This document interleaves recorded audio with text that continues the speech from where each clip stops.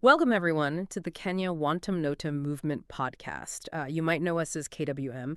Today, we're doing a deep dive, really getting into the power of unity, of collective action. And we're looking at it through the lens of this really powerful new movement in Kenya. Our main source is an article from their website, wantamnocum.com. It's got a pretty direct title, Why Kenyans Must Work Together as One Team or Keep Losing.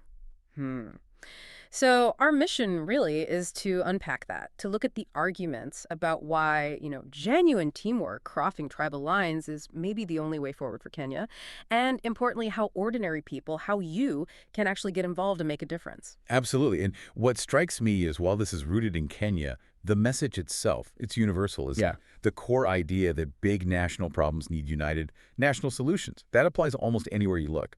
So this deep dive, it's not just about Kenya. It's kind of a shortcut to understanding these big challenges and, maybe more importantly, some fresh, actionable ways to think about solutions. Right, a framework. So the article kicks things off with a really bold statement. It just says, no tribe has ever fixed Kenya alone. That's quite a claim. What's the thinking behind that? It is bold, yeah. But the article argues it's based on, well, historical observation within Kenya. It points out that whenever there's been a major breakthrough, think politics, sports, even social progress, it's come from different groups working together, cross-county teamwork, not from one tribe or one region trying to go it alone.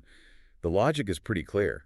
Kenya's problems are national, and so must be the solutions. So it's saying these problems are just too big, too interconnected for any one group. Exactly. Complex challenges, they just don't respect those lines we draw on maps or the cultural lines.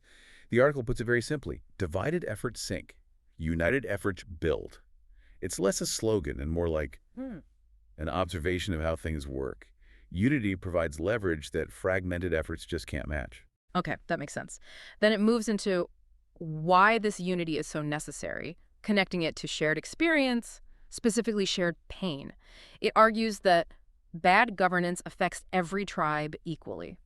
Can you elaborate on that? How does it illustrate that point? Yeah, it gets very concrete here. It says, look, bad governance hits your pocket, your school, and your hospital the same way.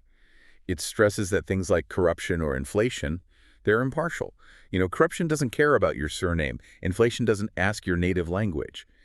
It's presented as this common burden, something that should, theoretically, unite people because everyone's experiencing it. So it transcends those divisions because the impact is universal. Precisely. And it paints a pretty stark picture of how corruption plays out. It says it destroys every county. It talks about money meant for, say, a hospital in Turkana, or school supplies in Garissa, or roads in Baringo. Right. That money gets diverted. It doesn't build up those communities. Instead, the article claims it ends up funding villas in Karen, apartments in Dubai. And the critical point it makes is the thieves don't steal for their tribes. They steal for themselves.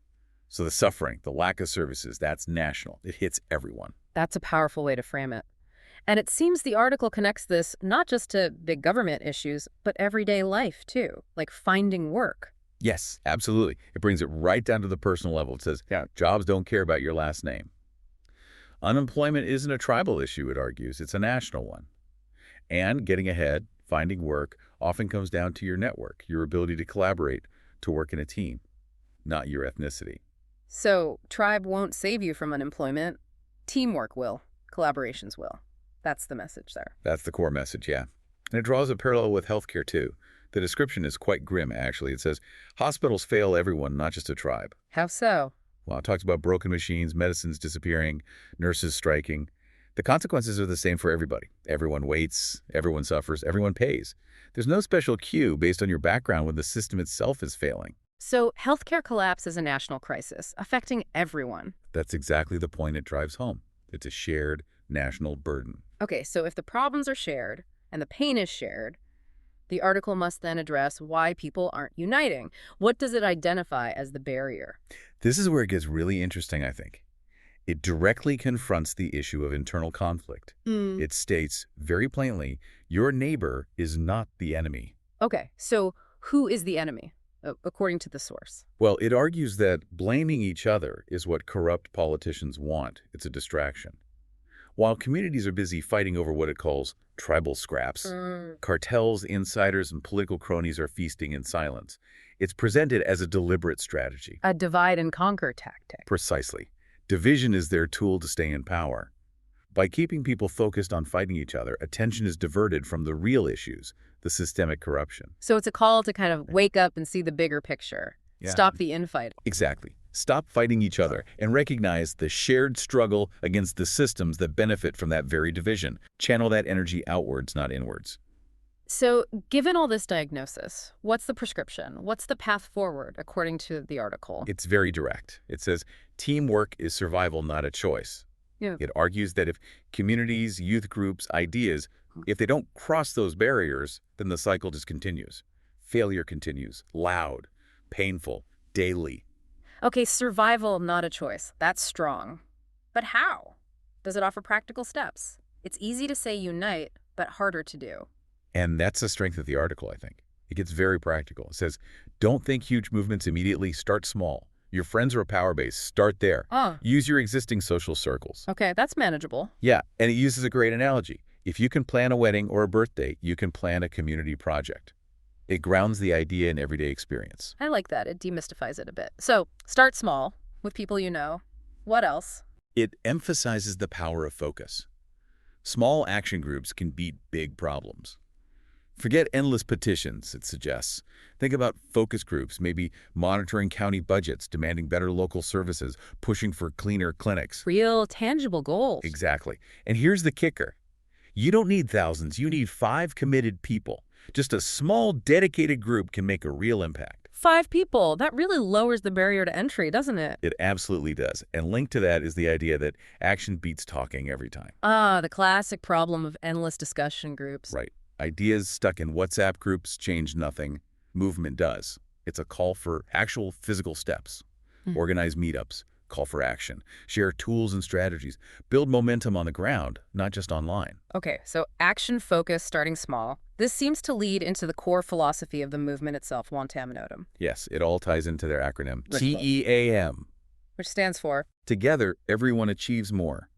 But the article stresses this isn't just a nice phrase. It's presented as the practical method for how you build safer towns, cleaner markets, and better schools. It's about that grassroots, collective effort delivering results. And it seems there's a strong element of personal responsibility here, too. Immense. There's a really powerful line. Waiting for someone else to lead? Forget it. Nobody is coming. You are already here. Wow.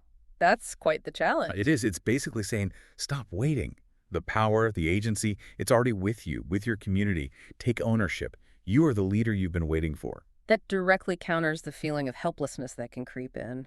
But what about online activities? So much activism happens online now. The article addresses that head on. It's quite critical, actually. It says, social media rants change nothing without real work. Ouch. Direct. Very.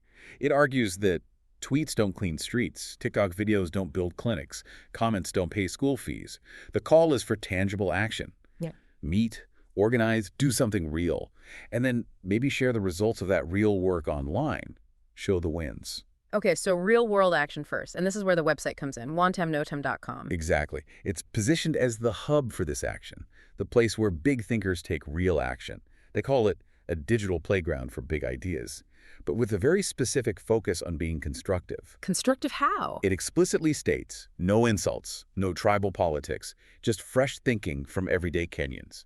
It's meant to be a space for solutions, not just complaints. A space for doers, not abusers, as the article puts it. Precisely. The ethos is strict. No insults, no tribal slurs, no hate. Because, as they argue, real change comes from facts, ideas, and plans, not from tearing each other down online. So it's trying to foster a different kind of online environment focused on positive action. That seems to be the goal, yeah. A dedicated space for building, for planning, for sharing actionable ideas. This has been a really insightful look into the KWM philosophy and the arguments in that article. It really lays out a case for unity based on shared problems and proposes a very grounded, action-oriented path forward. It moves from identifying the problem division to proposing a solution rooted in teamwork, starting small, and taking personal responsibility. And now really is the time to connect with that. If this resonates with you, if you see the logic in shared action, we strongly encourage you. Visit www.wantamnotam.com. That's WANTAM, ANO, TAM.com. Go there, Create your account, start sharing your own ideas, ideas that you think can help change your village, your city, maybe even the whole nation.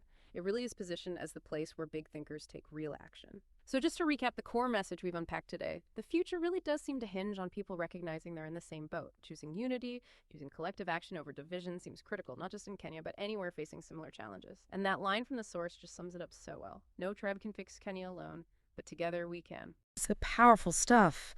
And it leaves us with something to think about, doesn't it? Given that emphasis on small groups, on starting where you are, maybe the question for you, listening right now, is what's one small, tangible thing you could do, maybe even this week, in your own circle, your own community, that embodies that spirit? It doesn't have to be huge. Maybe it's just getting those initial conversations going with those 4 other committed people. What could that first step look like for you? A great question to ponder. The potential starts right where you are, so get involved.